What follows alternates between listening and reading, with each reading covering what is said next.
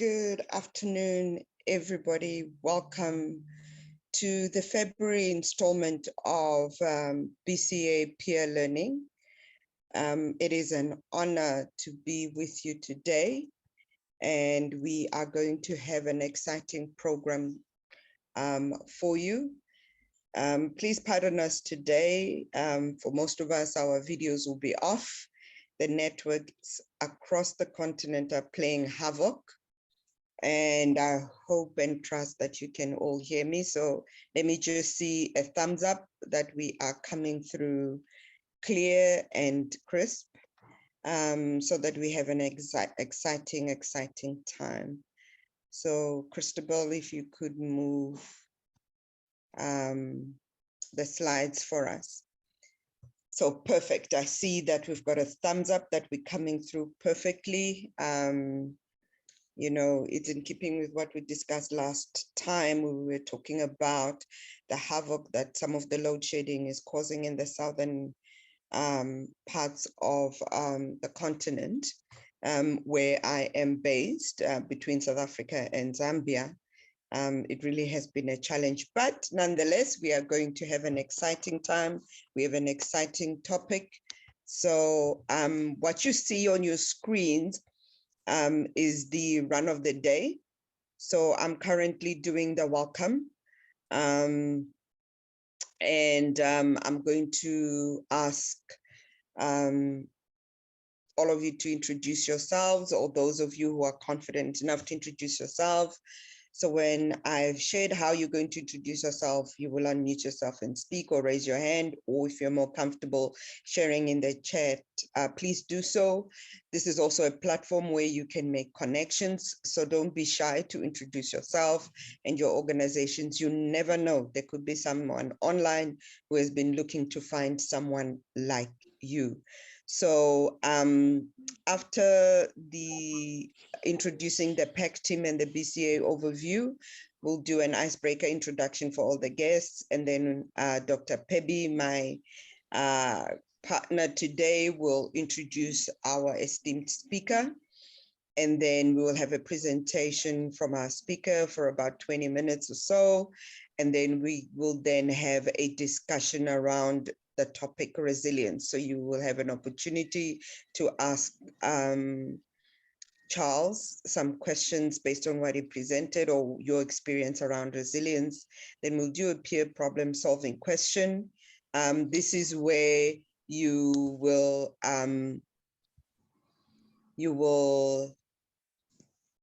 be able to assist in a problem that has been raised on the platform. This gives you just a view of what sport coaching is all about and group coaching is all about. Then we will then go do a survey, and then we will speak about membership for BCA. So I'll encourage you to keep your mics turned off if you're not speaking, so that we don't have any echoes or interruptions that will disturb the flow of the session. Thank you very much, Christabel. So who are we? So BCA Leadership is a Pan-African enhancement organization. So our vision is to make sure that we are catalyzing the middle income of the continent in line with the Agenda 2030. And how are we going to do this? By growing and enhancing leadership performance across the continent. And these are leaders in organizations which are private sector and public sector. So it really is our desire to see our leadership grow and deliver at a higher level. With all the challenges that we face, we all know that it's said that everything starts and falls with leadership.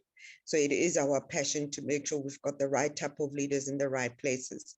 Originally, we only focused on the last decision maker of the organization, but now we've gone one tier down, and this is in line with ensuring that we are creating succession planning in the different organizations.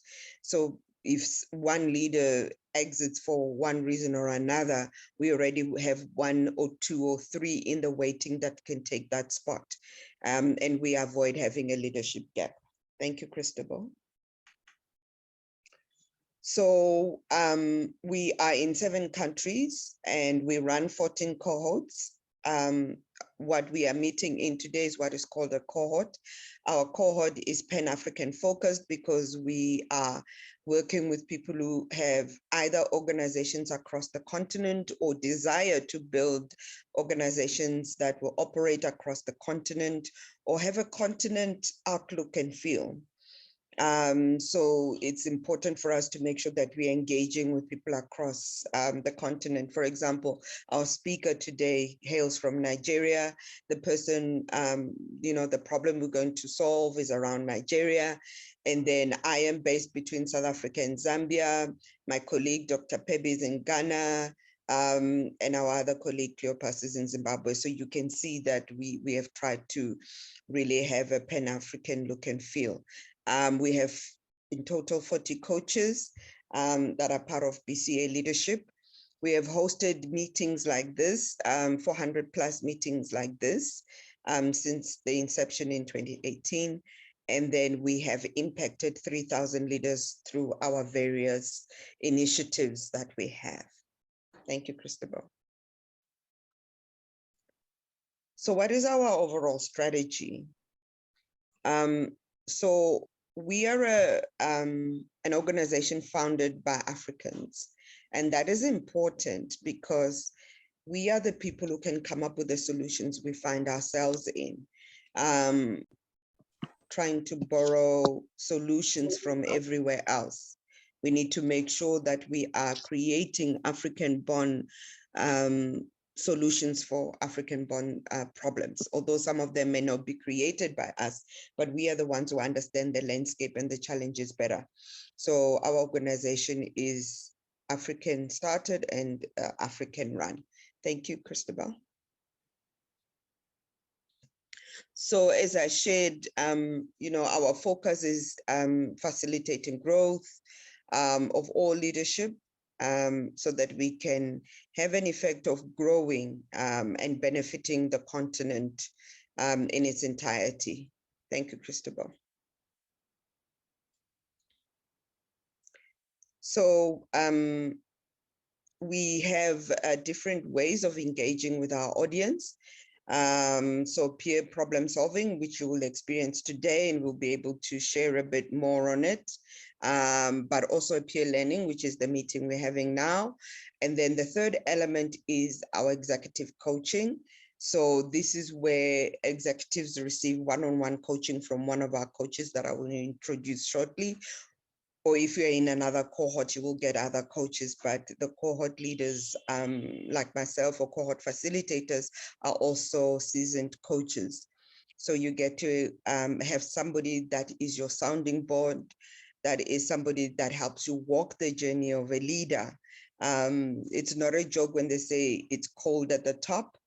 And sometimes you find that you are in situations where you can't even share with your colleagues or your peers in the organization.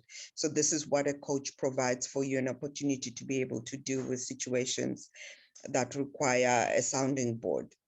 Our other element is our Made in Africa Leadership Conference. This is a conference held every single year in June. The inaugural one was held in Rwanda in 2018. We had 70 leaders from 13 countries. I was part of that team. This is at the time where I was living and working in Rwanda. It was really an exciting time. We saw businesses, people interacting with government and taking up opportunities within Rwanda. So each time we have it in a particular country, it allows us to promote commerce within a particular country and for our members and those that are part of the conference as well. So we've had one in Sierra Leone, one in Kenya, and one online, and a hybrid, both online and in person in Zambia last year. So I was also very blessed to be part of that as well. So it really is a conference to attend and I encourage you to attend our upcoming conference. We'll announce a bit more. That one will be held in Ghana this year in June. So Dr. Pebi and our other colleague will be hosting us in Ghana, and the entire team. So we look forward to seeing you.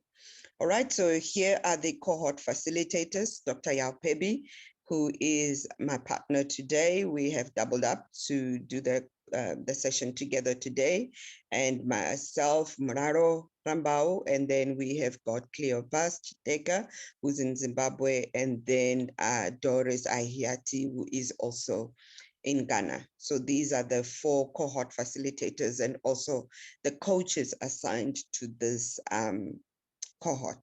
Thank you, Christopher. So to our esteemed guest and our important people today, I would like to ask you to introduce yourself. So you give us your name, the organization that you lead, and share the one time you did not display resilience. So I will lead by example. I'm also a trainer, so you know, I believe that if you help people understand what you're looking for, you will get that correctly. So as I said, my name is Muraro Rambao. I am a BCA cohort facilitator, but I also own and run RM Overflow Consulting. The time I didn't show resilience is about 2 years ago. I relocated from Rwanda to Zambia.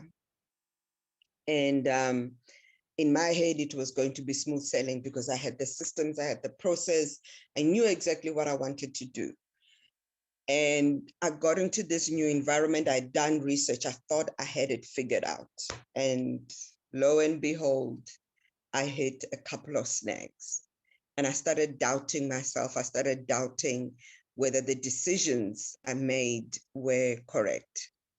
Then I just, for a few months, I just sat and I couldn't move. I couldn't figure out which way to go. And for me, that was a time where I lacked resilience. But gladly, because I have a coach, we were able to work through that process. So that was a time for me where my resilience went down. My ability to fight and stay on course. I lost about 2 to 3 months where I felt shell-shocked by the new environment that I was in. So it doesn't have to be that long, but I wanted to show you an example. So do I have volunteers who want to go first? You can raise your hands or unmute yourself.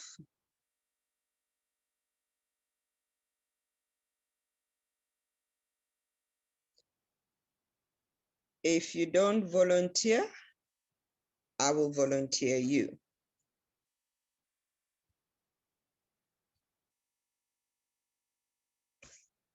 All right, I see a hand up. Dalapo, I hope I have pronounced your name correctly. Go ahead. Yes, you pronounced it brilliantly. Thank you, everyone. I'm glad to be here. I'm a guest from Mr. Charles. My name is Dolapo Agbede. I am the lead researcher and consultant at Wilbury Paradigm. I'm based in Lagos, Nigeria. The time I did not show resilience was sometime in 2007. Very excited about the stage I was in my career at that point. I'd been identified for leadership. I was part of leadership pipeline. And then there was a personal incident where I started a drastic shift into visual disability due to glaucoma. All my dreams were shattered. But I had a line manager who knew that there was competence despite whatever way I could do my work. And that stabilized me to be the person today who does diversity, equity, and inclusion consulting across gender, multi-generational workforces, and disability inclusion, because I was able to continue my expatriate career, lead large teams, have oversight for sub-Saharan Africa, 15 countries with disability. So once I understood I could do this, I now show others the way to do it with less pain and less conflict with themselves and their stakeholders. Thank you. Awesome. Thank you so much, Dalapo. Karen, please go ahead. Thank you. Good morning, everyone. My name is Karen Hendrickson, and I'm the CEO of Rabito Clinics Limited in Ghana, where we have 24 clinics spread around across 10 regions. And I'm the first CEO they've had outside of the founder.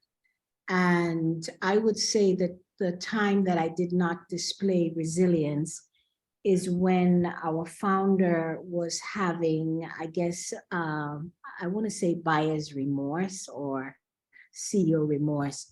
And he was changing his mind about having a professional manager. But it was passive aggressive. And it really undermined my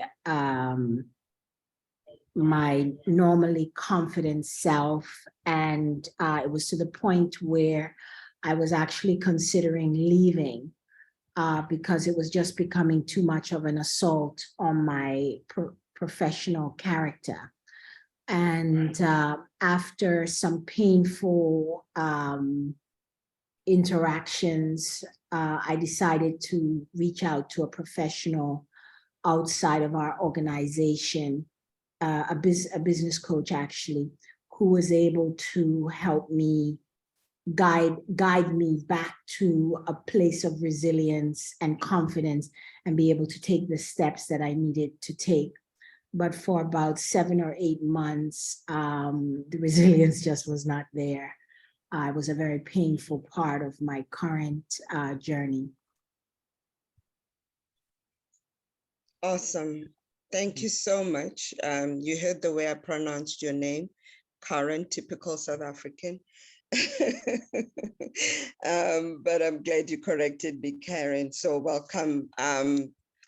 Is there anyone that is itching to introduce themselves? If not, I can see that time-wise, I may need to move on to our next item. Is there anyone that really wants to say something? Awesome. So throughout, please continue to drop an introduction in the chat. As I said, you never know, you may find a connection here for that one thing that you may be looking for. So at this moment, I will hand over to Dr. Yao Pebi to introduce our speaker. Dr. Yao? Thank you so much, Muraro. And welcome, Africa. Good morning, Africa. Some parts of Africa it's afternoon. And thank you for spending this time with us. It will be time well invested. I am privileged to be introducing Charles Okeibunor. Charles is a leading African workplace expert. Yeah, that's his picture, handsome man. He's an organizational strategist, mediator, negotiator, and ICF. ICF is the International Coaching Federation certified coach, and he's a lawyer as well. He's the founder and program director of IRMP Consulting, where he helps organizations create models that facilitate their vision and mission. He also supports executives and entrepreneurs in clarity sessions and enables them to define and pursue their goals. Charles is a knowledge brand at Workplace Transformer Network, where he hosts and shares different thought-provoking contents, such as weekly workplace word, 2 minutes on Tuesdays, and live class. It will interest you to know that Charles has facilitated over 400 programs to a cumulative audience of over 8,000 people in soft skills such as organizational behavior, emotional intelligence, workplace transformation, workplace conflict, relationship management, strategic thinking, problem solving, negotiation, stress and anxiety management, and communication skills. He describes his life as also deeply spiritual, and his deeply spiritual life is guided by 3 philosophies: think, learn, and teach. Think, learn, and teach. Aside routinely speaking at local and international events, he shared the story of IRMP, his consultancy, at TEDx, a TEDx that was organized at Port Harcourt. And you can find that online if you go on YouTube. And he's an author of some 27 books. So, ladies and gentlemen, no doubt Charles knows what he's talking about. And it's a pleasure and a privilege to welcome him to speak to us about something we all so badly need in these volatile and complex and even ambiguous time. In the time where the world's economy has contracted for post-COVID, and with Russia, Ukraine, and whatever else is going on. Ladies and gentlemen, with a round of applause with your Zoom hands, let's welcome Charles Okeibunor. Thank you very much, Doc. Amazing. You got the name at the first pronunciation, which is amazing. Thank you so much for inviting me to this conversation. And I'm really glad to be here. I'm very honored to have this discussion with everyone right in the room. Resilience. In a moment, I'm going to share my screen, but just before I do that, I think that everyone in the room can relate to experience that has to do with resilience. And let me celebrate those who share stories.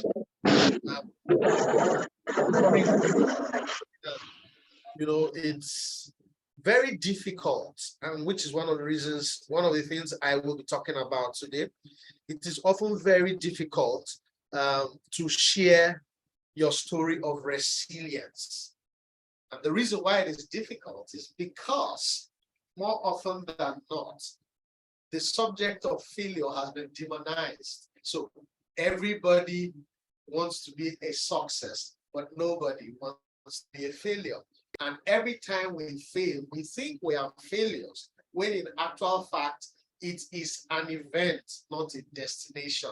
I want to illustrate this by saying, if you're traveling and then you get to some point where there's a traffic, the traffic is not what is going to define your journey. In the course of traveling, you also get to a point where the rain starts to fall. The rain doesn't define your journey. And in the course of also moving, you might have a flat tire. The flat tire doesn't define your journey. Every time you define your journey by your immediate experience, you have succumbed to the vagaries of nature. And I tell you something, whereas people often think that failure is a sign of, or it's a negative thing, by the way, I like us to know that every single thing and every experience we have with failure teaches us something, okay? And so in the course of today's conversation, we're going to be having a slightly difficult conversation because it's resilience. Why is it going to be slightly difficult? Some of us have succumbed to resilience. Okay, we have succumbed to resilience, and as such, we are not resilient. So the word there is resilience. And I'm going to ask anyone in the room to type in the chat box what their opinion is about the word resilience. When you hear the word resilience, what comes to your mind? Just one word. And I'll be here in the chat box looking out for that one word that describes resilience for you. Toughness, grit. Yes. When you hear resilience. Okay. Unshaken, bounce back ability, challenge. Interesting. Unshaken. Brilliant. So the conversation is resilience, but the entire objective of what we are going to do here, and here is my goal. My goal is for you to step out of this place resilient. We will be talking about resilience, but the goal is to get as many people as possible in this room to step out resilient. And when we start having this conversation in context, you're going to find out why I say you should live resilient. Resilient now becomes a noun, someone who has mastered resilience. And so I like you to take a look at something that trended on LinkedIn for a number of weeks, and see how it matches with the definition that you shared about resilience. Take a look.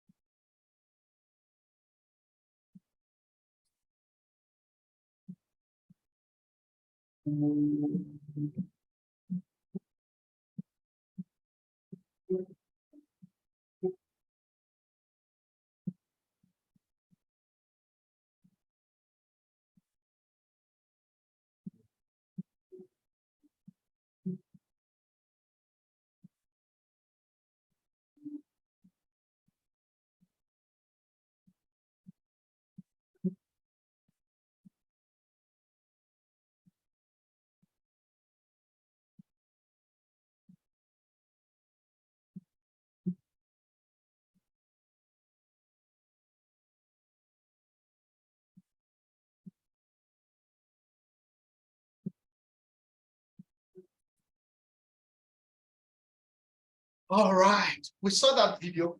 Can I now share with you, you could see the reflections of all the things that you define resilience as. Can I now share with you my definition of resilience? I'd like you to write it down. My definition of resilience is your failability.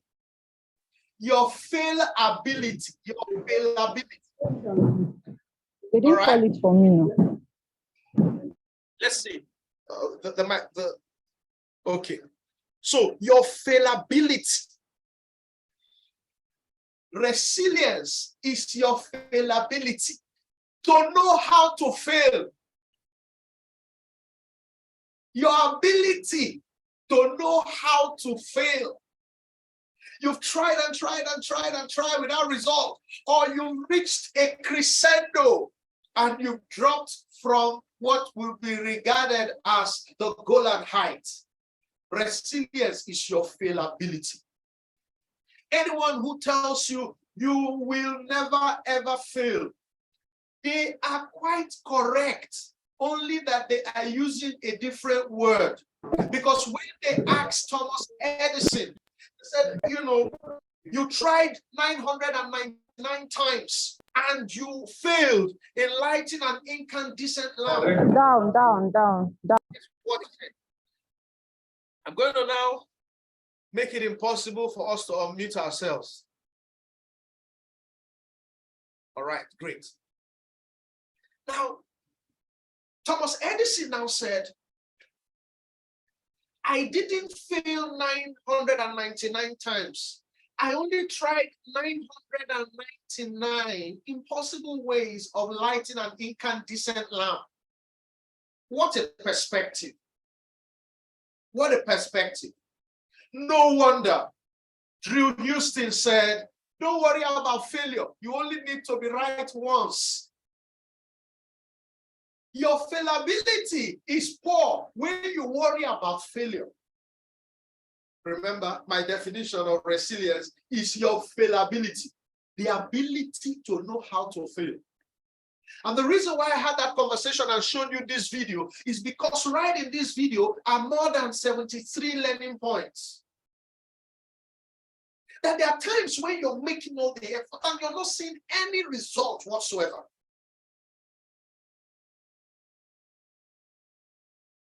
And you're about to reach a conclusion. There were times in this video where he seemed to be rigmaroling. And there were times where you get to almost there, but never there. Oh, I came so close. Oh, so close. And it looks as if you're jinxed.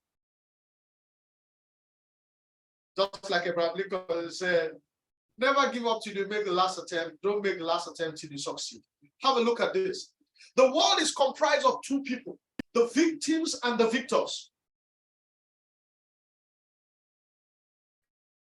The victims are victors in waiting. The victors are victims prior. The victims are victors in waiting. The victors were victims prior.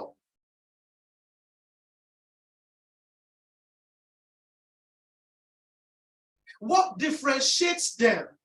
One is time and mentality. The only two things that differentiate the victims and the victors is time and mentality.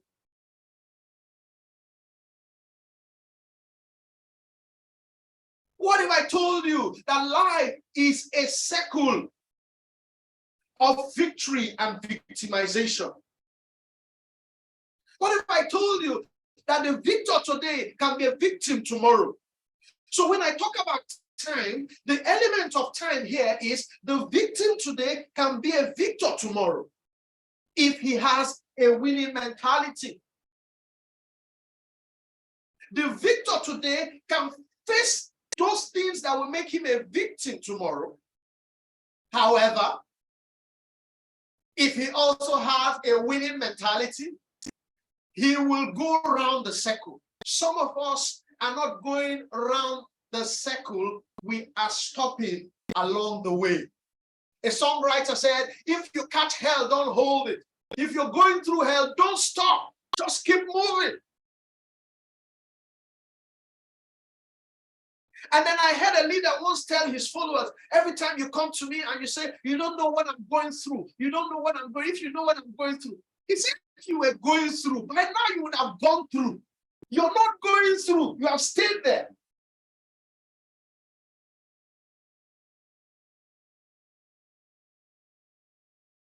You know what I'm passing through? If you were passing through, you would have passed out. You're not passing through, you have stayed put. What's my goal of this conversation? That you step out resilient. Now, I want you to take this down. Resilience is the product, but life is the process. And why did I say? The reason why life is a process is because life is a process of learning and examination. Examination is a sieve to test how much of information we have. So in problem solving, I often say the first thing to ask is, what is this problem teaching me? What is the life's greatest teacher is a problem. A problem is life's greatest teacher. That's my definition of a problem.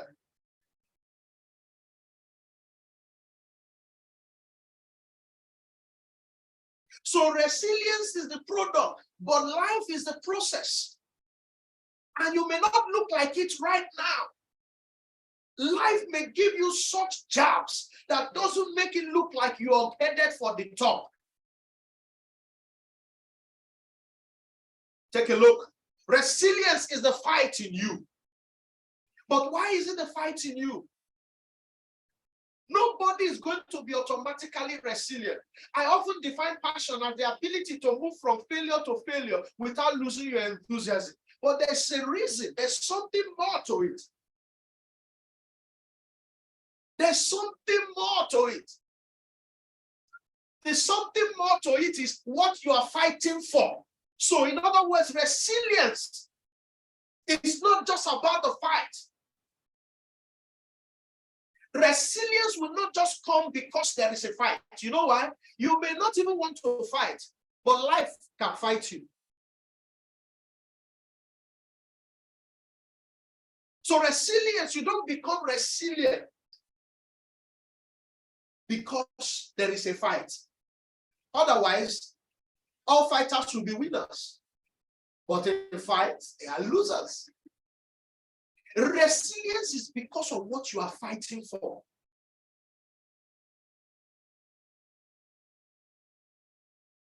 When therefore you know what you're fighting for, what is fighting you, and the fight is not the focus.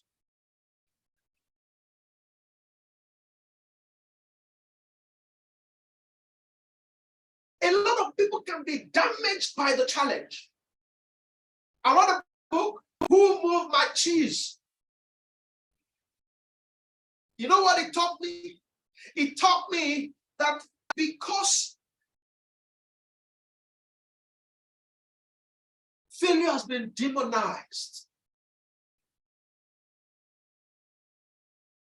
people look at the experience with a whole lot of shame and embarrassment. Because no one teaches fallibility. When a person fails, instead of moving forward, they go into hiding. Instead of pushing on, they give up.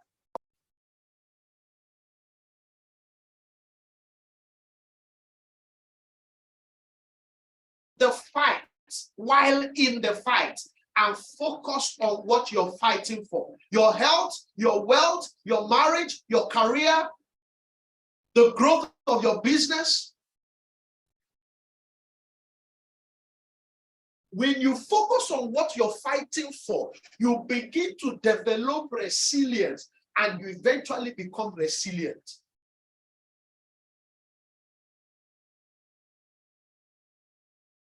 A resilient person is not the person who is used to failing. No. You don't get used to failing. That is not failability.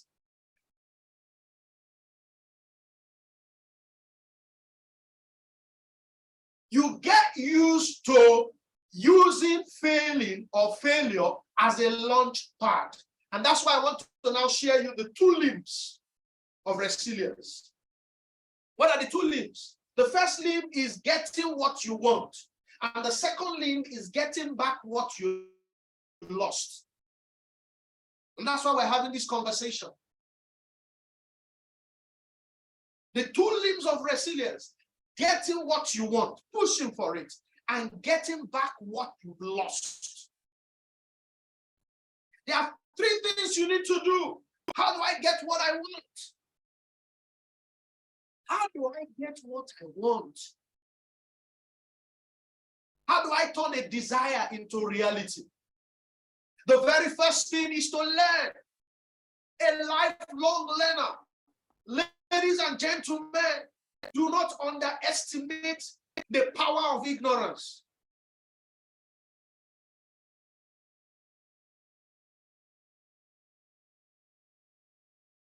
And the only thing to dilute that overpowering energy of ignorance is being a lifelong learner. In this list, I haven't put knowledge. Knowledge is not my philosophy. And the reason is because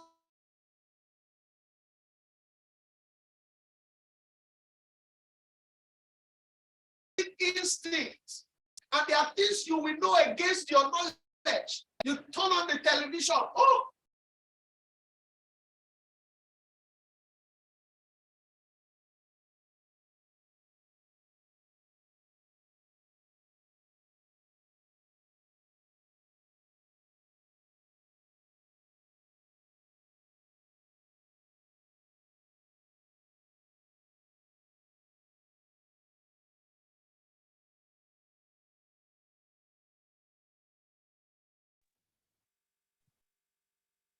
Charles, did we lose you for a moment?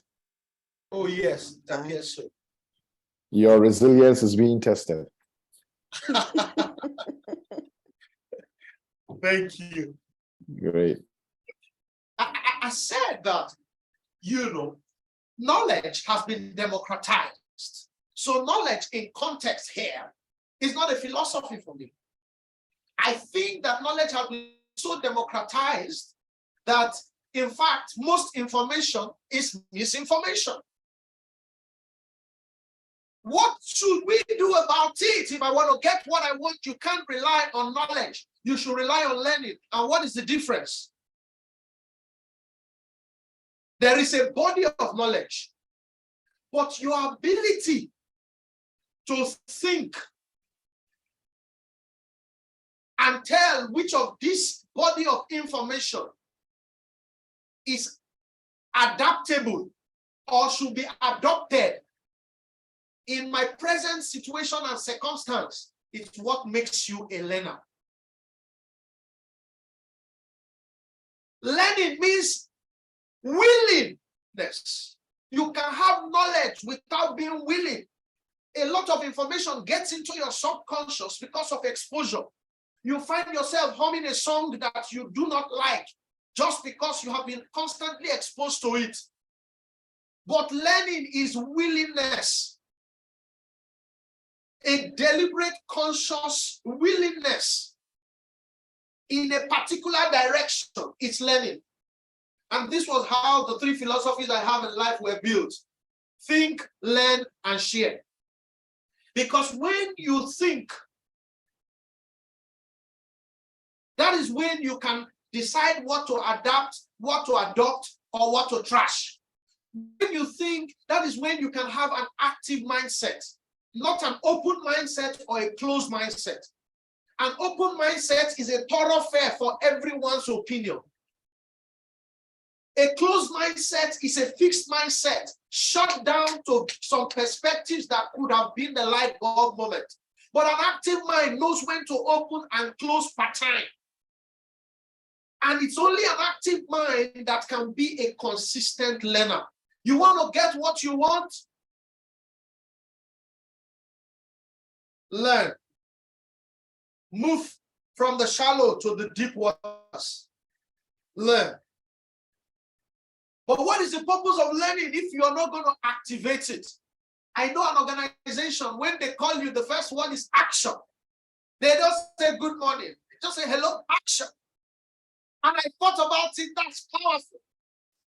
Why is it powerful? Because, you know, a bold fool will be given an opportunity than a wise, timid man. A bold fool will be given an opportunity than a wise, timid man. Launch. And I wrote on LinkedIn a few days ago a letter and I said, just do it, just like Nike. Just do it. You don't want to do it because you feel it's not perfect. Do you know that if you do it right now, it will be perfect in someone's eyes? And do you also know that when you wait for that perfect time and you do it, it will be imperfect in someone else's eyes? So launch. You want something? Launch. Go for it. And the third thing, focus. Why do I talk about focus? Because when you do it and you do not get what you want, you are likely to lose focus. Look at yourself every day as a hunter who goes for an expedition. Keep aiming. Take your gun, you have learned. Load it, you have learned. Take the aim, you have learned. Launch, shoot. If you shoot, I cannot guarantee that you will hit. You may miss. I cannot guarantee that you will hit at the second try. You may miss and miss and miss and miss. But if you keep shooting, you will hit the bull's eye. You will never hit the bull's eye when you stop shooting. Number one guarantee, take it anywhere in the world.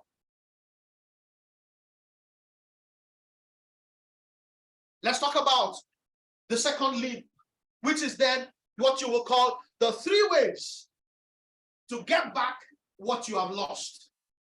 I told you there are 2 limbs of resilience. The first limb, to get what you want. But how do I get back what I lost? Nobody wants to lose the position of authority, of power, of privilege.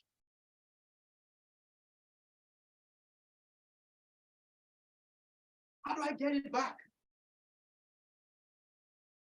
What do I do? I've lost a client. I've lost a relationship. Lost a job. I've lost a position. I've lost money. I've lost time. I've even lost energy. Number one, thinkability. I designed a tool 2 years ago. When I was thinking about this, I got it out here. It's called the Diary of Discovery. Here's the rider: making your life an institution of success.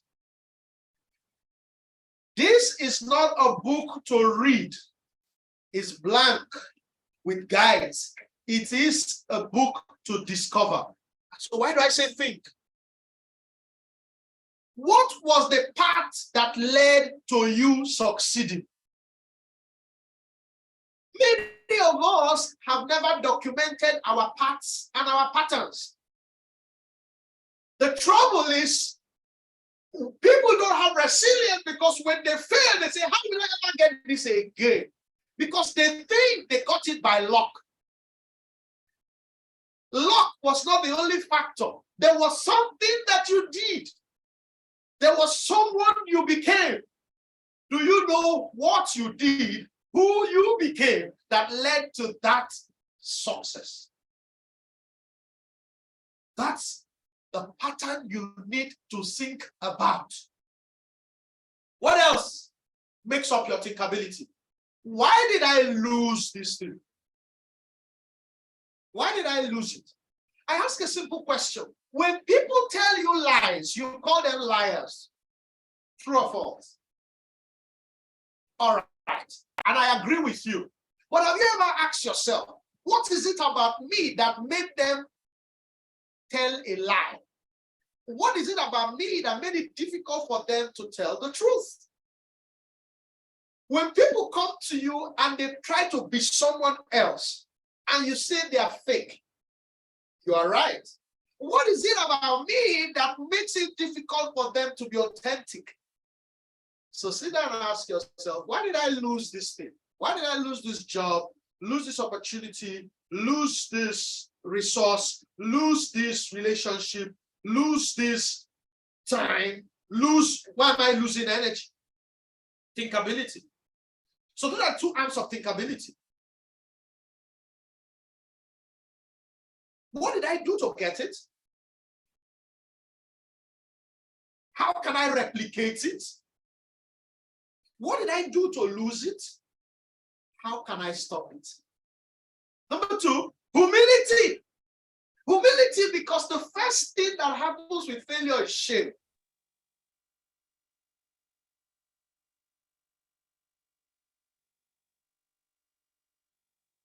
It is an inevitable feeling. Starting again requires humility. You know what they tell medical students who fail their medical exams? They tell them, throw away all the notes you use in preparing for this exam and come to class as if you are a fresh student. This enables them to achieve two things. They will be in class with people who were younger than them. Humility.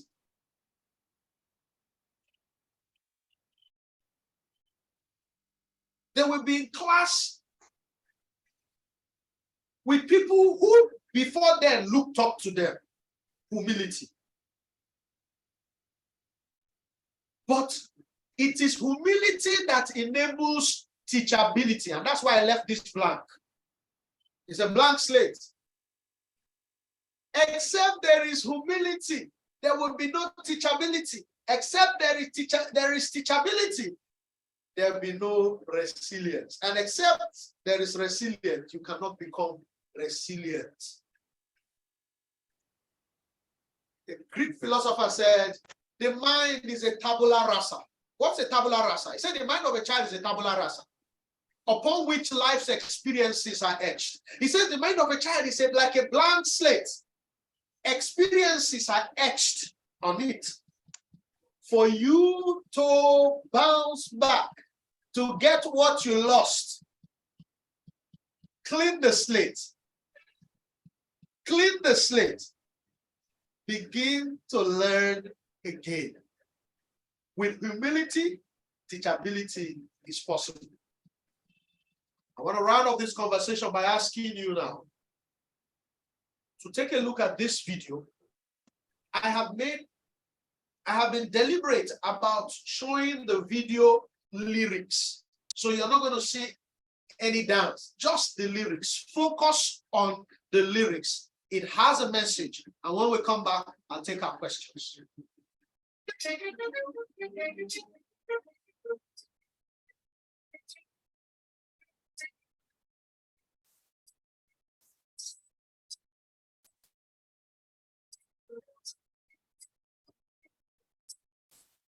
Charles, are you able to reshare and remember to share the sound? When you click share, remember there are two small buttons at the bottom of the frame. One is share sound. There's no sound right now. Yeah, Okay. it's choppy. So if you can stop sharing and then read, that's right. Thank you.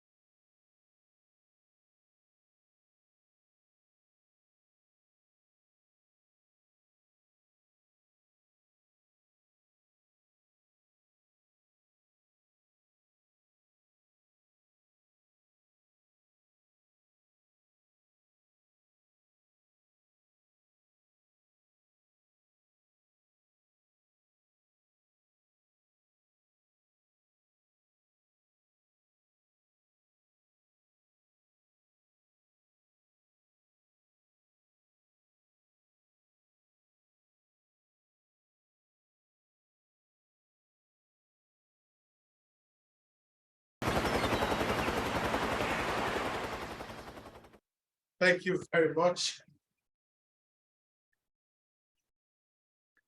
Wow, wow. Can we give a round of applause? Use your Zoom hand, yes. Clap for Charles. That's great. That's a great ending, man.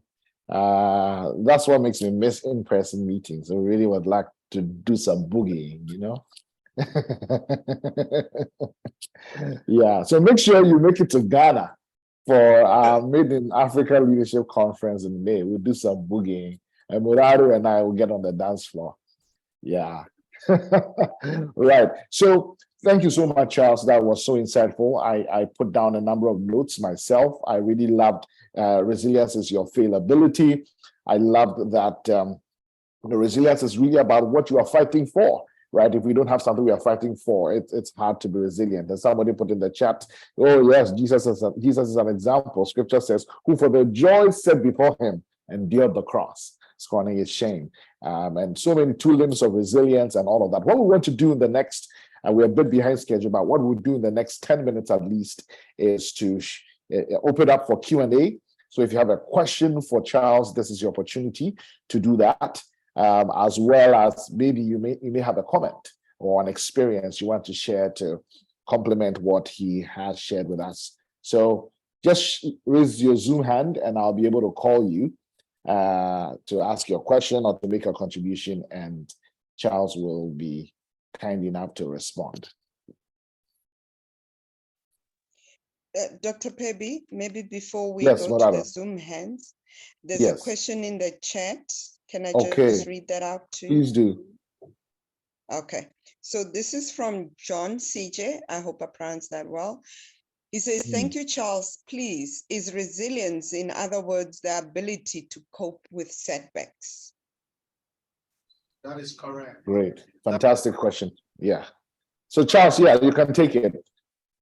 Yeah. So the ability is to cope with setbacks. That's correct. Very interesting. You said you call it a setback.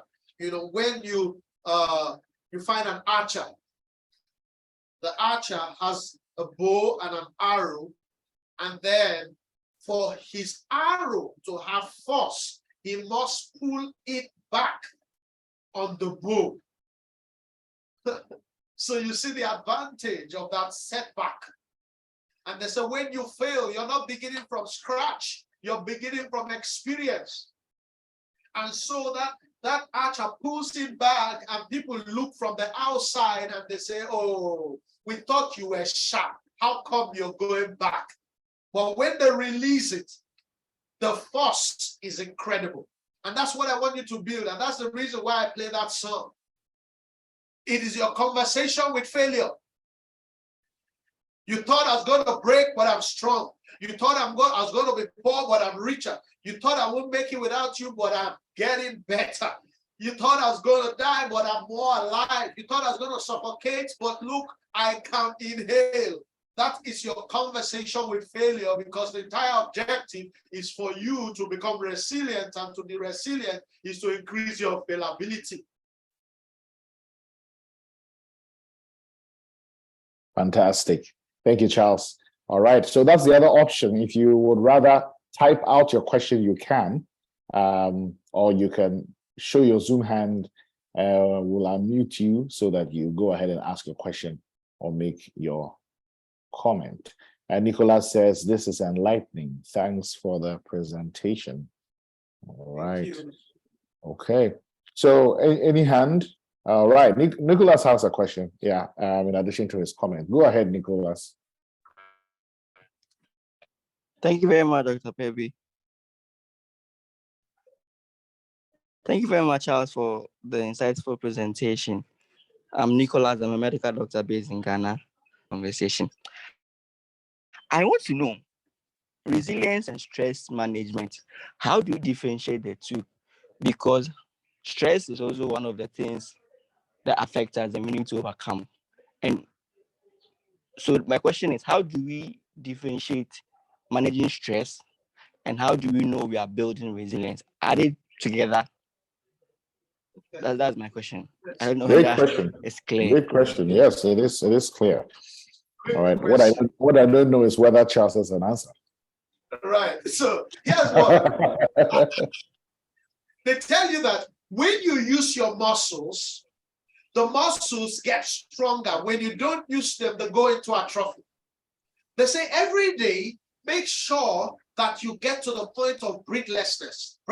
Okay, so maybe you're jumping or you're jogging, that what that does for your heart is that it contracts, and that makes your heart stronger. Now, the physical and the mental, stress management and resilience. At what point? They tell you about stress is right in the mind. Right in the mind. How you relate with a particular problem. If you see a problem as an opportunity, what happens is that there's two kinds of stress, the use stress. There's a positive stress. That is the energy that you require to survive, to move, to act. All right? And now there is the negative stress, which is stretching yourself beyond the point of elasticity, so that it now begins to hurt or cut.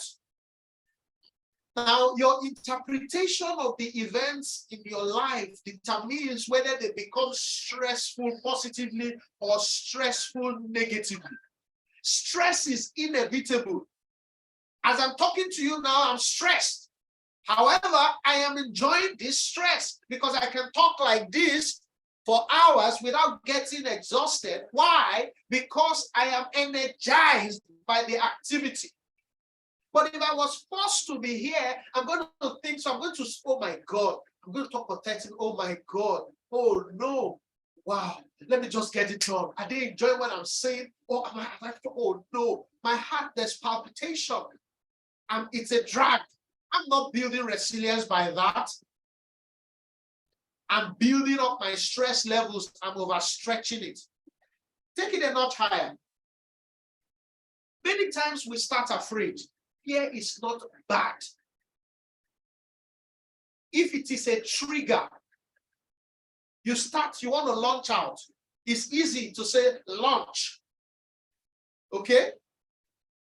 But when you start afraid, the context is, I am not sure of what is going to happen. But I am so sure that what I want is what I want. I don't know if I'm going to fall. So when you start doing something, initially, it might look, you may fall, you may stumble. But when you get up, you are building resilience. When you fall and you say, I knew it, I wasn't going to make it. Stress. I knew it. Why did I even try? Stress. If I knew, I wouldn't have wasted my time. Stress. If I knew, I wouldn't have wasted my money because I won't get it back now. Stress. Interpret this. Stress is at the bottom. The bottom, the baseline cause of stress is our interpretation of events. The second baseline cause of stress is having imbalance. Here's what I want you to write down. Too much of everything is bad, no matter how good it is. Too much of everything is bad, no matter how good it is. So when you leave the first element of stress, which is interpretation of an event, two people go through the same thing. One is broken, one survives. That's interpretation. Then you not knowing the limits, when to stop. That's why I talked of the diary of discovery, your patterns. Do you know yourself? Why they talk about resilience is your fallibility. I refuse to define resilience as the ability not to give up. There are things you need to give up on. There are certain ventures you go in. By your ability to learn, you find out that it is impossible. That's why Thomas Edison said, I didn't fail 999 times. I just found 999 impossible ways. So if you are failing and you keep saying, Charles, say resilient, I need to keep doing it. It's failing. You keep doing it. They say insanity is doing the same thing and accepting a different result. Have you learned to know that this does not work? And yet you don't want to let go. That is a wrong attachment style. It leads to stress. You're not building resilience. And I want you to write the 3 C's. The litmus test for efforts. The litmus test. How do I know whether I am building resilience or this is stress, negative stress that I need to stop? Number 1, commitment. In my book, 10 Common Mistakes Managers Make, I talk about it. Commitment. How committed are you to that goal? I'm very committed, Charles. All right. First tick. Number 2, compliance. Have you followed the right steps? Did you really learn to know what works and what's not working? Or are you just moving blindly? That is compliance. Because no matter how far you go north, you will never arrive south. It doesn't matter how long you head north. If you're going to go south, you need to turn south. Compliance. Follow the map. The map says go right. You say no, I'll go left. You're not compliant. So if you're compliant, you know this, it says right, I'm going right. You tick it. Then consistency, the 3rd C, consistent. You do it, it doesn't work, it doesn't mean it will not work. Keep doing it because now you're committed, you're compliant, you're doing the right thing. Keep at it consistently. That will enable you build resilience and not stress. Commitment, compliance, and consistency. Does that support you? Excellent, excellent. Wonderful. Thank you, Charles. And thank you for asking the question, Nicholas. Dr. Nick. All right. Perhaps we can take one more question. Anyone or comment? John says, thank you, Charles. Okay, that was earlier on. One more question or comment so that we can catch up with, because we have a very exciting conversation coming up, the problem of the day. And that's also one of the values you get from these BCA meetings. We bring up issues and apply our thinkability to it. And sometimes it's people's personal, professional issues, a personal situation they're dealing with in their workplace. And other times it's something broader like what we're going to do today. But before that, any one last burning question or comment before we move to that and let Charles drink some water? Thank you. Okay. All right. We will, Charles, I'll bring you in again towards the end to give us some closing remarks. Is that okay? Oh, yes, that's great. Yes. Okay, fantastic.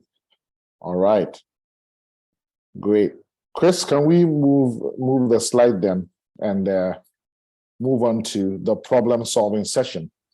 Now, we're going to spend the next perhaps half an hour on this, and it is a very significant issue we are bringing up. Like I said, if you're a BCA member, you have the privilege of actually bringing us a problem, a real-life situation you are facing, in your workplace, in your business, in your organization, in your leadership. And you throw it out here and people share their perspectives, their experience, their ways around it, their ways through it. And it's amazing the kind of insights that come from that experience. It really is a combination of a coaching experience and a mastermind experience. You remember the whole idea of a mastermind is that when 2 or 3 minds come together, they form when 2 minds come together, they form a third invisible mind, which is greater than the first 2 minds, right? So we're going to pick this problem of the day. I want to state it to you. It is this. Please listen attentively. And we're all going to chip in because the solution is in the village. It's not in the chief's palace. The solution lies in the village. It takes a village, us all, to solve this problem. So this is the problem of the day today. In just 10 days, Africa's biggest democracy will head to the polls in a hotly contested election. Now, already, I personally have been warned severally to postpone any plans whatsoever I have for landing in Nigeria, no matter the business, until the election is over. Even this morning, requests were zooming across WhatsApp platforms asking for prayers for Nigeria. And this is not unique to Nigeria. It is an African problem. A few months ago in the east of Africa also, a top CEO in Kenya informed me that they were flying their family out to Dubai just before the country's election, just in case it turned bloody. So why is this a problem? Why is this problem important? Because it begs the question whether we haven't overinvested our faculties, our emotions, our time and resources in the democratic experiments on the continent. All energies, prayers, focus, resources are invested in this for months. Our countries are virtually at a standstill. Productivity is affected. Businesses can't be businesses. Schools can't be schools. Even national cohesion is threatened. And my friends, this is not a remote matter, okay? Because a lot of us forget that in addition to our SWOT analysis, right? Looking at strengths, weaknesses, which are internal things, and looking at opportunities and threats, which are external things. Apart from a SWOT analysis, all of us also need to do what is called a PESTEL analysis. PESTEL is an acronym for P is political, E is economic, S is social, T is technological, E is environmental, and L is legal.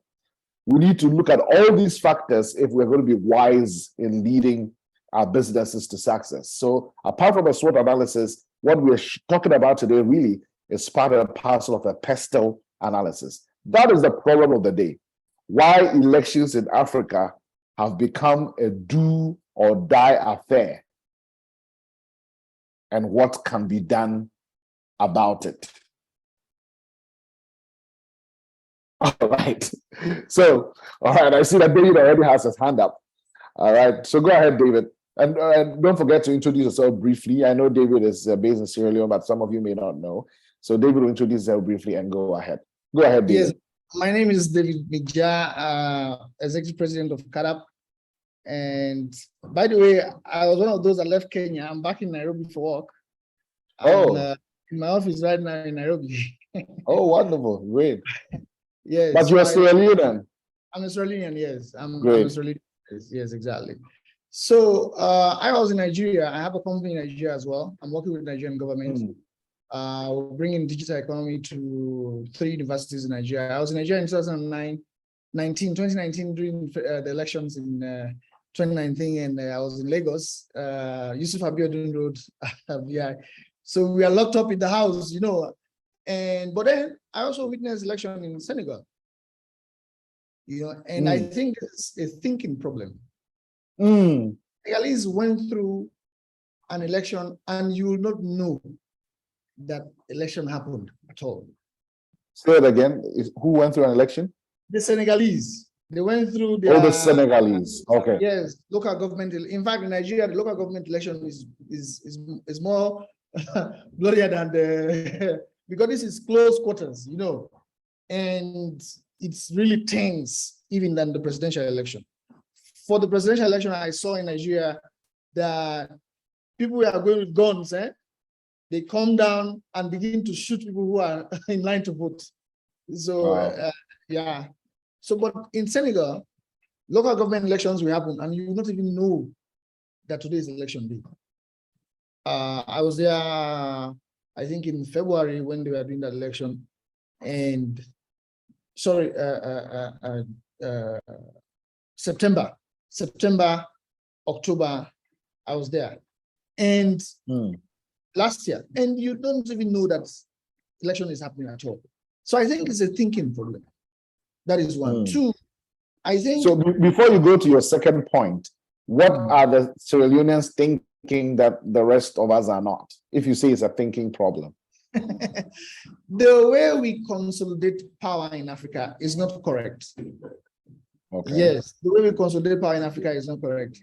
You have to virtually, if we had a parliamentary system of governance in Africa, and then we had a 2/3 majority to make a president, there'll be more consolidation than having the winner takes it all, and so it becomes a do or die. It becomes a do or die situation. In Senegal, they have over 200 political parties. So it's a coalition that always will become a president. So you have to have lower temperament to really talk other people into your ideas, and then you go into to rule. So you see, so if we had a parliamentary system of governance where the president comes from the parliament, from vote, it makes it easier. But in the presidential system of governance, it's winner takes it all. For instance, in Nigeria, if the House has become a president, all the ministers perhaps will be Hausa people. So it's going to be a fight so that we have access. That is one. Two, the second thing is we have not developed the private sector in Africa that will enable government with the tools to build systems that whether somebody comes to power or not, I can succeed. We virtually depend on, look at Nigeria, about $20 billion. About that is the GDP, is the government budget. But you have an economy of over almost 500 billion in the private sector.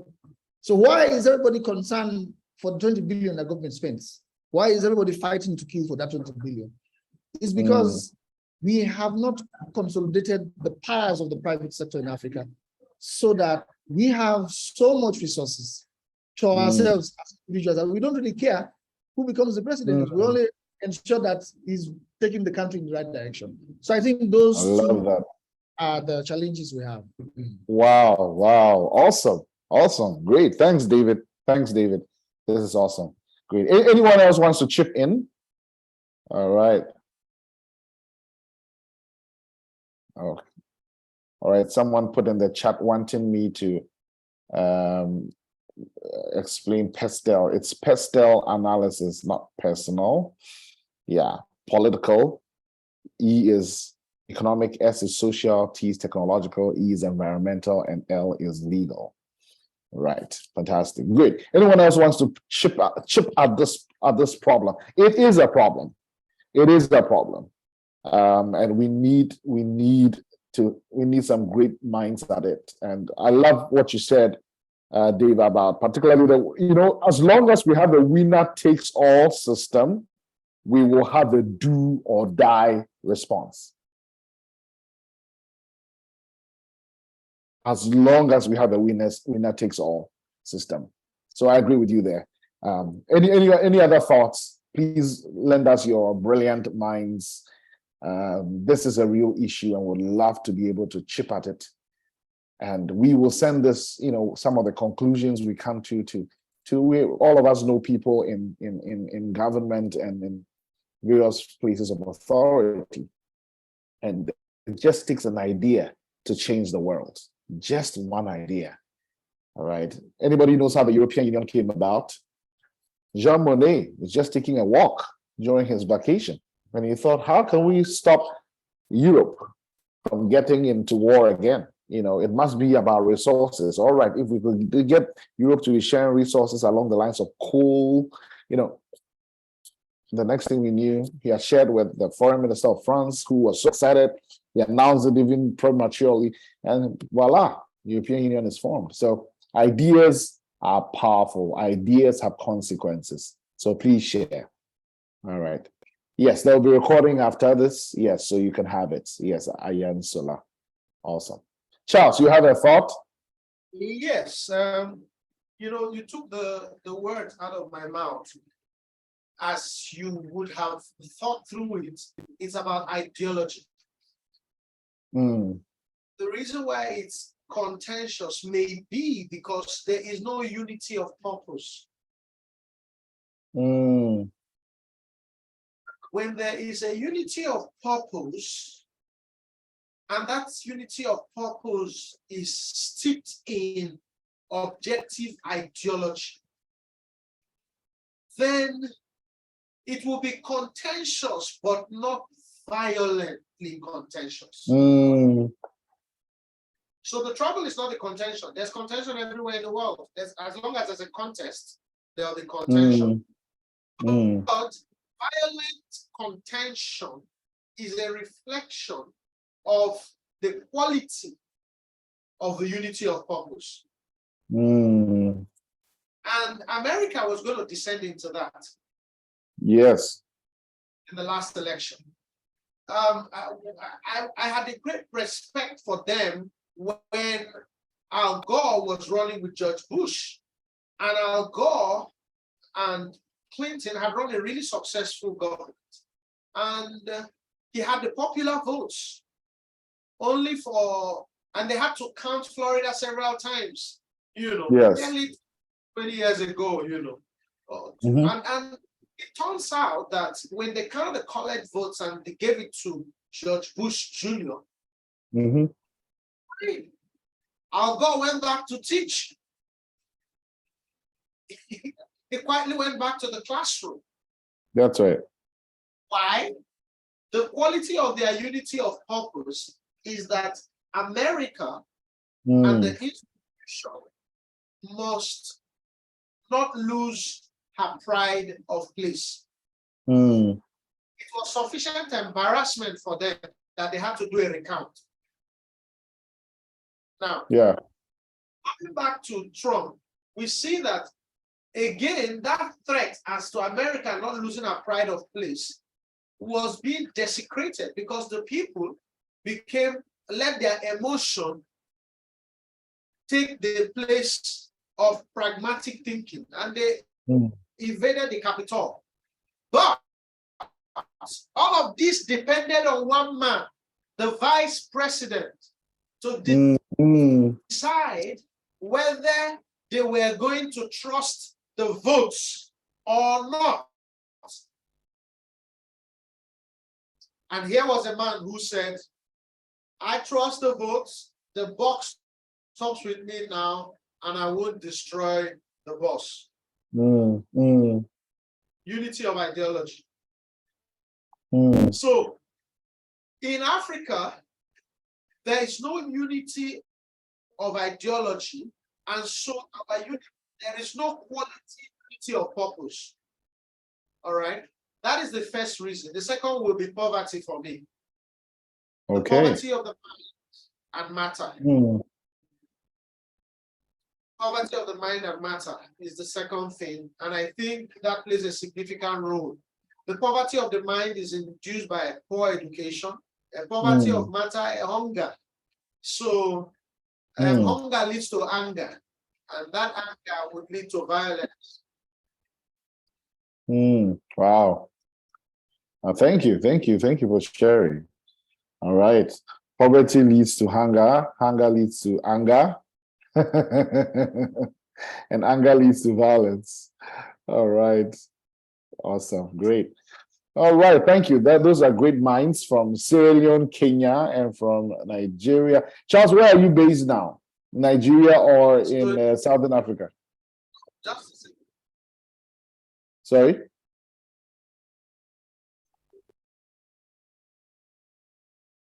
Hello? Charles is frozen. I'm in Lagos. You're in Lagos today. Okay, fantastic. Fantastic. Great. All right. Any other quick thought? Would go another 5-10 minutes maximum on this problem solving, and then we'll round up. It's been a wonderful time of learning and just sharing, sharpening minds. Iron sharpens iron. That's one of the reasons I love these sessions. Okay. And so, guys, if you have a real personal problem, when I say personal, mean having to do with your person in the context of your business, work, organization you lead, do share with us, and we will in advance, prep it and share with the whole group here, and you'll be amazed at thoughts that come out of it. I have personally experienced it when I brought a challenge facing one of the startups that I'm involved in a few months ago. All right. Any other thought about this challenge of African elections becoming a do or die matter? And don't forget, Nigeria is our big brother in many ways. You know, there are two countries that Africa cannot prosper without, whether we like them or not. One of them is Nigeria, and the other is DR Congo. Those two countries are so huge, population-wise, landmass-wise, you know, potential-wise, you know, crisis-prone-wise, that no matter how hard Rwanda tries, Rwanda cannot drag the rest of us where we need to go if Nigeria is not going, or if DRC is stalling. So we all must have an interest in this topic and settling what is happening in Nigeria. Okay, great. Any other thoughts about this problem before we round up? We've had conversation about the problem of ideology, the challenge of not having a united purpose, the issue of poverty of the mind and of matter. You know, David brought up the necessity to have, you know, not a winner takes all kind of system, more of a parliamentary approach than a presidential system where one person wins and, you know, accumulates power, and then it becomes a friends and family thing, and so others feel excluded from the process and from the booty, if you like, from the national cake. And I'm glad that Senegal was shared as an example, you know, and Senegal is being shared as an example in many things these days, and I'm really proud of them, you know, from soccer to politics. That is great. David wants to come in again. The rest of you just want to listen. Hey guys, this is your opportunity to share. You can also type in the chat if you'd rather type. Perhaps you're somewhere you can't vocalize your thoughts. All right. So David will come in one more, and then if there's another thought, we'll take it, and then we'll round up in the next 3 to 5 minutes. Yes, David. Yes, so I've been thinking, why can't we also think about non-constitutional democracy, like the UK? You know, the UK is a non-constitutional democracy. You know, I think a system like that, looking at Africa, you know, as a collection of clans, you know, I think our politicians should be thinking around having non-constitutional democracy in Africa, where you have, you know, legitimacy as the key. And then we can design, if only we sit and think across the continent, we can design a way that our leaders emerge, you know, and we take away the issue of let there be more legitimacy than constitutional rights, you know. Because one of the problems again is when people become president, they begin to readjust the constitution. They will begin to change the constitution. Yeah, and if you look at ECOWAS, you know, and the reason why Nigeria is so important, Africa will not develop if Nigeria is not developed. That one is clear. We should get that across Africa. If you have, Nigeria has right now 80 million, over 80 million extremely poor people. If those who become refugees, just the 80 million, not the remaining 10 million of them march into Ghana, the entire infrastructure of Ghana will collapse. Yes, as refugees. 5 million enter Sierra Leone, the entire infrastructure will collapse. So if we think around the type of democracy we should practice in Africa, I think non-constitutional democracy, because the change of constitution is a tension across Africa. Look at Guinea. A president came, changed the constitution, now they have coup. You know, so we have this challenge as well, that the constitution does not favor us. You know, even constituencies are designed when somebody is in power so that the next election will favor them, because they'll do first some kind of census and then change the constitution, give more constituencies to where they come from. So I think the document itself also is a challenge as well. Thank you.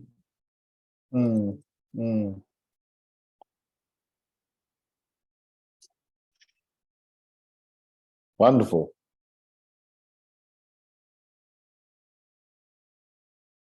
Can you hear me? Yes. Okay. All right. Well, okay. I think I froze for a moment there. Thanks for sharing that thought, David. And I don't know, Muraro, are you back online? Do you want to throw in a thought that has come up before I summarize? I mean, a thought that you have. Sure. Thank you very much. My thought, and I'll link it to last month's problem solving. As you realize, That's right. I had to drop out of the meeting simply because we're failing to manage the power issues, and that is electricity. So at any given moment, when I'm in meetings and stuff like that, I can see that I have to drop out. But if we spread this across the continent, I have a friend who comes from Nigeria, who's now in South Africa, who said when he was growing up, houses in Nigeria, for them to maintain stable power supply, had at least 2 generators in order for them to have good power supply. And the thing is, if we don't tackle the issue of power supply on the continent, and with the bigger countries being in the lead, and I consider Nigeria a very influential country, and we turn that around, we are going to see this rippling effect, on the rest of the continent. So, as we go into elections in Nigeria, I love what was just shared now. If the 80% of Nigerians are displaced and they walk into Ghana or any country of that matter, there are going to be very serious problems. And we need to protect ourselves. And that is where Charles spoke about unity, and I think yourselves as well. If we become united as a continent behind good leadership, ethical leadership, leadership that is focused on building infrastructure and support for the people, for the masses, we will see a proper shift of the continent back to what it was as a superpower, because we were superpowers before. So we just need to get back and focus more on providing for the people rather than for individuals. Thanks, Dr. Payne. Wow. That is great. That is great. And that is so clear, right? Because when the politics is clearly, and politics comes from the roots about people, when the politics is clearly about the people, then what is the fight about? Because the people know that whoever goes out there is going to watch out for us. But no, when it becomes about factions and tribes and religions and people's parochial interests, then people would fight. It's a do or die matter, because people are fighting for their own survival. But like as Morales says, if it's for the people, really, then it's not, we don't kill ourselves over whether, JSK of Algeria wins a soccer match, or ASEC Mimosa of Cote d'Ivoire. Once in a while, we fought, over soccer, but usually we don't, because it's not a do or die matter. All right. So if our politics becomes about our people, certainly we will not have this do or die matter. Again, the middle class. The middle class is going to be an endangered species if we do not more actively take an interest in what happens in our countries. If we're just going to fly away when we think there's going to be troubles, or just buy our own gen set and not care about the national grid, we can't build our countries that way. I recently saw a picture, a guy who had brought a Rolls Royce to his village, and his car was stuck in the mud. A Rolls Royce stuck in the mud in his village. And the caption under that picture, it was going on social media. The caption under the picture was that no matter how rich you are, if you live in a poor country, you are poor. Think about it. So, it doesn't matter what resources David has, or Charles has, or I have, or Morado has, or any of us have. If we live in a country that doesn't have electricity, we live in a country that is broken by a war, we are as bad as our context. One thing that has also become very clear as I summarize, David mentioned it, Charles mentioned it, Murado touched on it. We need as a people to learn to slow down enough, stop long enough to think. Oh, there used to be a guy who had a program on radio. The title of the program was "Let My People Think." Let my people think. Recently, I did something in Ghana, and on radio, I was asked to speak, share my vision for the country. And I did a medical case study using the country. People did not realize I was using the country. And the country is going to be 66 next month. And yet, I diagnosed that as mad, that Ghana is a mad country. Why? Because madness is doing the same thing over and over again. And what? Charles mentioned it today. I'm expecting a different result. Why are we mad? For those of you who don't know, Ghana is going back to the IMF. We're looking for $3 billion by March. But guess what? It's the 17th time we've gone to the IMF since 1966. The 17th time. If we're doing the same thing over and over again, expecting different results, it means we are mad, we are crazy, we are not thinking. So let our people think, whether we're going to think of more of a parliamentary system than a presidential system, whether we're going to think in terms of more of a non-constitutional democracy, whether we're going to think in terms of how do we build and consolidate the private system, a private sector, so that it really is the engine of growth, whether we're going to think in terms of unity of purpose, like Charles talked about, have solid ideologies. Let my people of Africa think. All right, so thank you for bringing your thoughts. And Charles, do you have any final words for us before I give announcements? Okay, thank you so much, Doc. Yeah, that's amazing. Your analysis and facilitation of this conversation. My final thought will be to everyone on the call, because we are certainly going to face occasions that will demand the resilience in us and the determination of reaching that goal of being a resilient person. All I want you to take away is document your paths to success, because you will need that route when you fail. Thank you very much. Document your paths to success, because you would need that route. You would need that roadmap when you fail. Wow. Thank you so much, Charles, for blessing us, from the great country of Nigeria. The only thing not great about Nigeria is their jollof. The Ghana jollof is much better. I'm trying to start a war. I'm trying to start a fight we cannot end. All right. Nicolas says in the chat, lastly, developing and agreeing on plans to resolve conflict if it happens, and holding political leaders accountable if followers do otherwise. Yes. Excellent. All right. How can you start with what? Exactly. After we've talked about do or die. That's right. Good. All right. So, Christabel, do you want to give us the announcement about the evaluation before we round up? Yes. Thank you, Dr. Pebi. Thank you, Dr. Pebi. So I've just posted the link on the chat.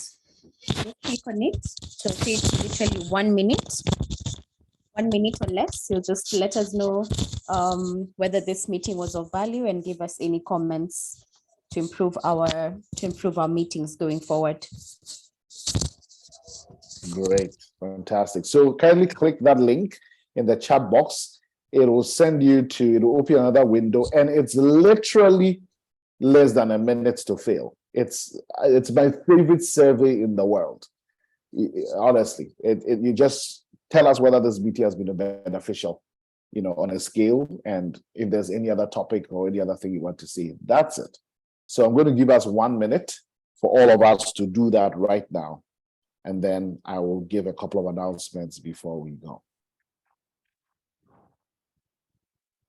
Hi, Christabel. It hasn't appeared yet on the link, on the chat. Oh, it did. Dr. Pebi, can you see? Yes, I can see it. But can you, maybe you should do it again. Sorry. It's possible that her screen is frozen. No, it's not showing for my end either. Oh, Chris, please post it again.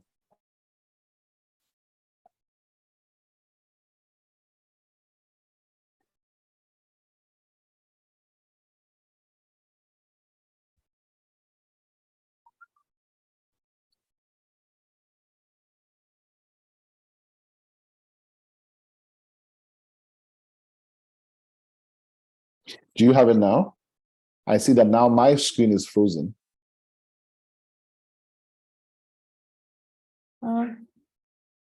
No, it's not here. Cristobal, can you please reshare, repost the link? I've copied it and Yeah. posted. Okay, Charles has. Thank you. Thank you. Thanks, All right. Charles. Yeah. Thank you, Charles. It's been interesting. A couple of times our own resilience has been tested in this place, because whatever you say you believe in will be tested. So thanks for showing some resilience, Charles himself and the rest of us. So it's been placed there. Please take the next 45 seconds to fill that, and then I'll give a 5-minute announcement and we can get out of here. Who says Africans can close meetings on time?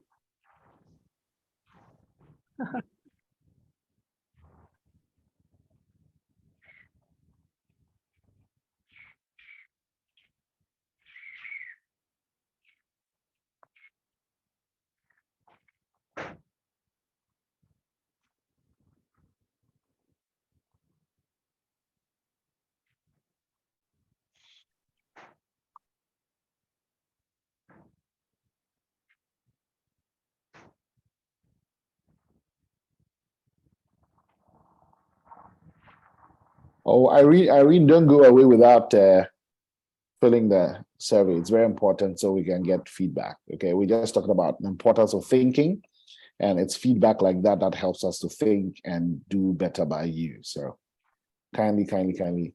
Yeah, Charles has posted the link again. If we're going to pay Charles $1,000 for every time he posted the link, BCA would be almost bankrupt by now. Thank you, Charles. Great. All right. Chris, why don't you share the final slides so that we round up? I'm going to share with you guys a surprise you're going to get. You're going to get a call from the BCA CEO or one of my co-facilitators. I want to tell you about that and a conference that is coming up in May. So Cristobal, is Cristobal still here?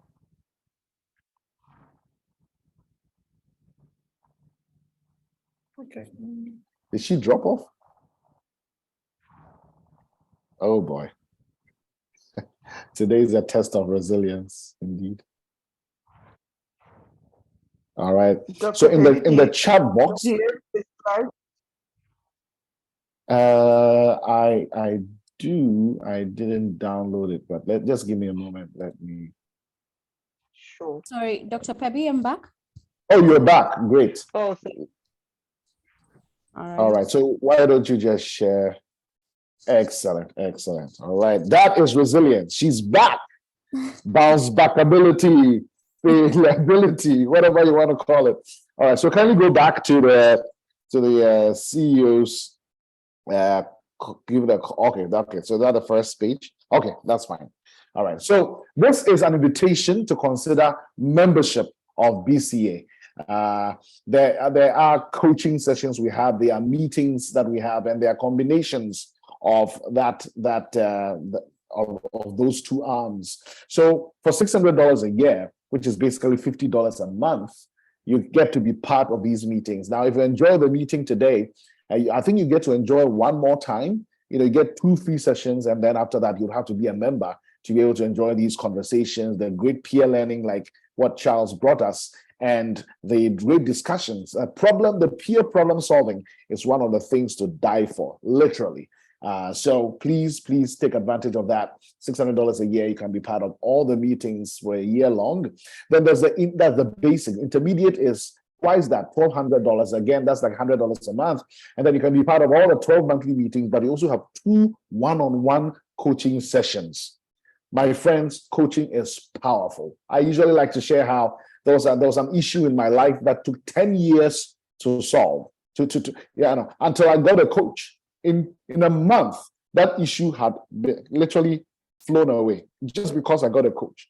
Not because the coach is giving you counsel or advice, but just the power of questions brings up, you yourself realize, oh my goodness, I need to do this or do that. And then the inspiration, the accountability, you need a coach. If you don't have a coach, you are missing out big time. In fact, both people who shared the experience, 2 or 3 people who shared the experience at the beginning of this call, what helped them to be resilient was actually coaches. If you remember the stories they shared, both of them talked to a coach.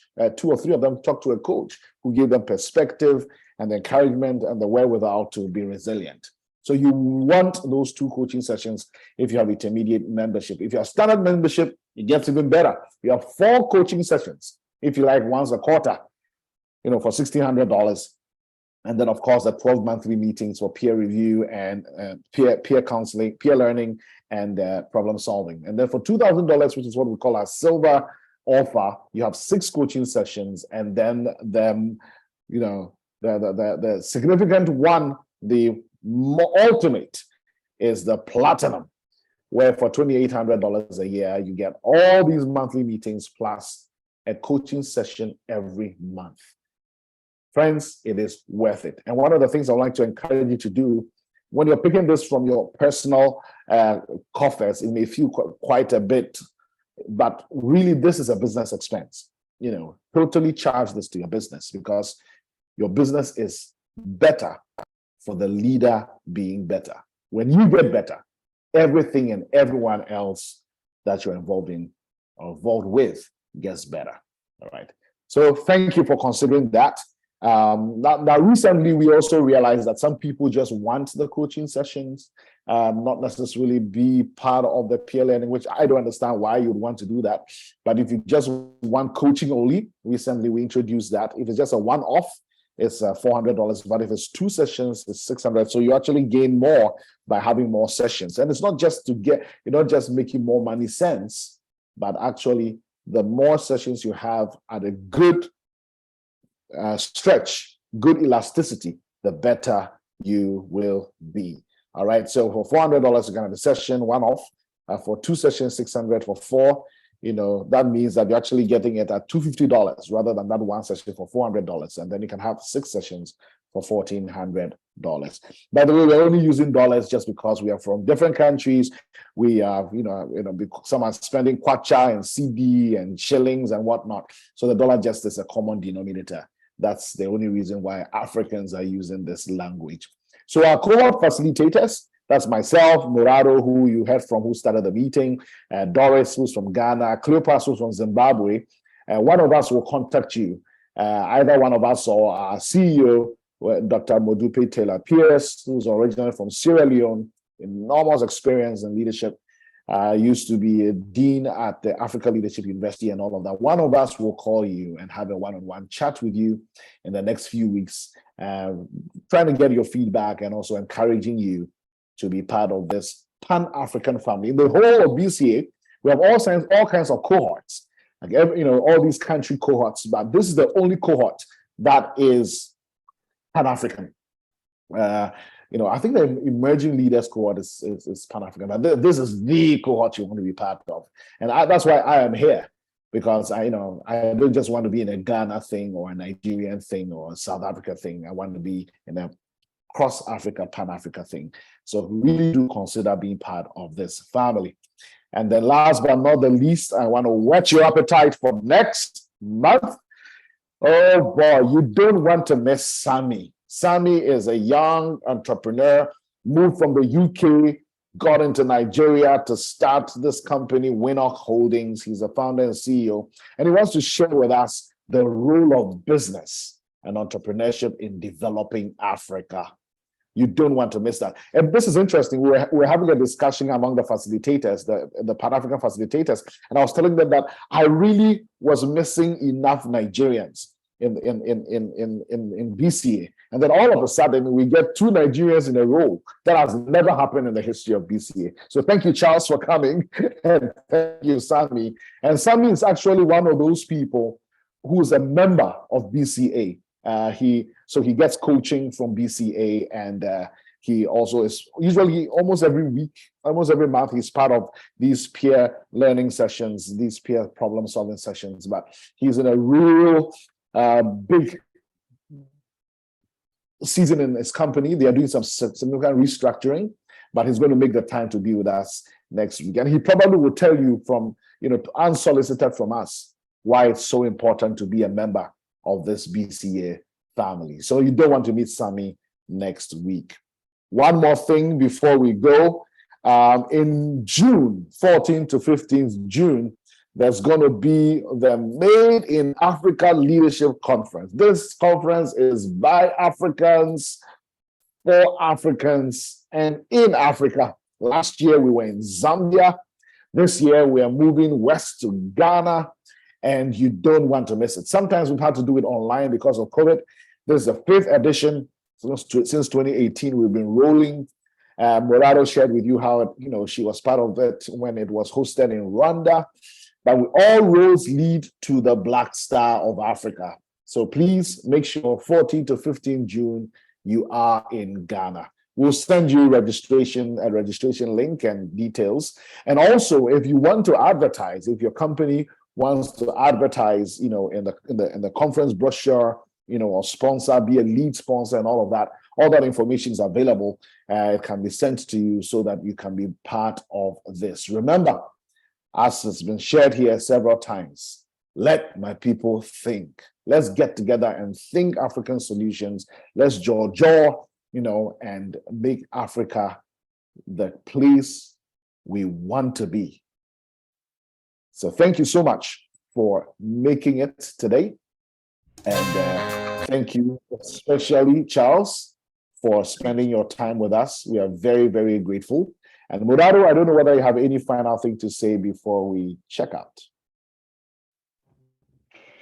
Just to say thank you to the participants for staying with us. And we trust that you were really, really encouraged to see that as Africans, we are moving in the direction that will build a continent we'll be proud of.